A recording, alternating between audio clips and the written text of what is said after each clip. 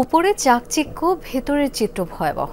চট্টগ্রামের নামি দামি বেশিরভাগ রেস্টুরেন্টের একই দশা, খাবারে ভেজালের ছড়াছড়ি। আজও বন্দরনগরীর 3টি রেস্টুরেন্টে ভোক্তা অধিকার সংরক্ষণ অধিদপ্তরের অভিযানে ধরা পড়ে ভয়াবহ অনিয়ম, অসঙ্গতির চিত্র।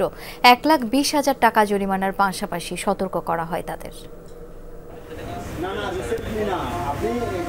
কাচ্চি বিরিয়ানিকে মুখরোচক ও আকর্ষণীয় করতে ব্যবহার হতো কেওড়া জল। দীর্ঘদিনের বাসি জালি কাবাব খাওয়ানো হয় ভোক্তাদের। রান্নাঘরের পরিবেশও চরম অস্বাস্থ্যকর ও নোংরা।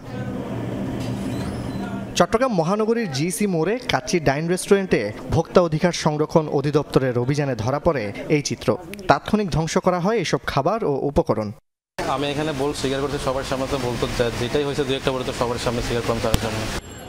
ক্যান্ডি রেস্টুরেন্ট ও জুস বারের চিত্র আরও বেহাল। পচা আম, আনারস ও ড্রাগন ফল সংরক্ষণ করে সেগুলো দিয়েই জুস বানিয়ে দেওয়া হতো ভোক্তাদের।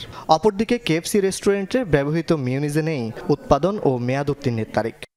আমাদের ভুল হয়েছে, ফ্রিজে রাখছি, আমরা ভবিষ্যতে রাখবো না। আমরা মানুষকে ভালো খাওয়াতে চেষ্টা করবো ভবিষ্যতে। ওনারা বলছে না এইভাবে না, এটা আর একটু মডিফাই করে প্রত্যেকটা মোড়কের গায়ে কি লাগিয়ে দিতে হবে।